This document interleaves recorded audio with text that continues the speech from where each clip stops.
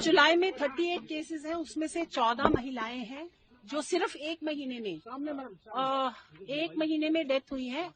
और इसमें सबसे ज्यादा प्राइमा फेशिया ये मिला है कि पानी एक तो कंटेमिनेटेड है, फिल्टर्स प्रॉपरली लगे नहीं हुए। अभी मैं किचन में होके आई हूँ, वहां पर भी फिल्टर नहीं है। पानी जो भी आ रहा है, जो भी बच्चों को पिला रहे हैं, और जितने लोगों की डायरिया से ज्यादातर अधिकतर डेथ हुई है, ये भी पाया गया है कि 4 घंटे के अंदर अंदर एक बच्चे की डेथ हुई है डायरिया होते ही। उसमें भी ओवर क्राउडिंग बहुत ज्यादा है। जहां पर सिर्फ 250 लोगों के रहने की जगह है महिलाओं की, वहां पर 495 लोग रह रहे हैं इस गर्मी में। अभी वहां से लोगों को इन्होंने इतनी डेथ होने के बाद निकाला है, उसमें से कुछ टीबी की डेथ भी है जो साथ रह रहे थे। टॉयलेट्स इनके पास है नहीं, पिछले 2 महीने से टॉयलेट्स नहीं है पूरे। आप सोच सकते हैं कि जो 2050 लोगों के लिए भी जो टॉयलेट होने चाहिए, अभी वो 100 लोगों के लिए टॉयलेट है, जिसको ऑलमोस्ट 500 लोग यूज कर रहे हैं। और अगर एक को भी टीबी है और वो सेम ही टॉयलेट यूज कर रहे हैं जहां 500 लोग टॉयलेट्स यूज कर रहे हैं, तो आप सोच सकते हो कि कितना बड़ा नेग्लिजेंस है।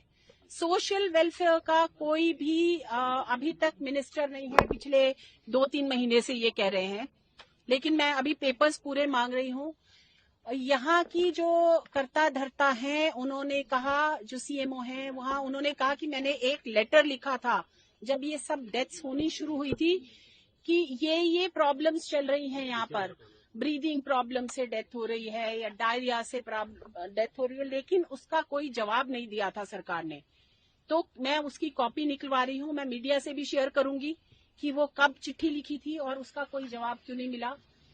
जो यहाँ पर एडमिनिस्ट्रेटर अपॉइंटेड है, वो उनके पास एडिशनल चार्ज है, तो हफ्ते में वो केवल एक बार आ सकते हैं।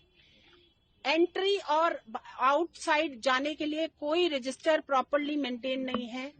कौन अंदर जाता है, कौन बाहर आता है, उसमें लिखा ही नहीं हुआ रजिस्टर में। कोई बायोमेट्रिक अटेंडेंस नहीं है। जो लोग रखे हुए हैं, जिनको ये दीदी कहते हैं या जो भी ध्यान रखती हैं, they are not trained properly.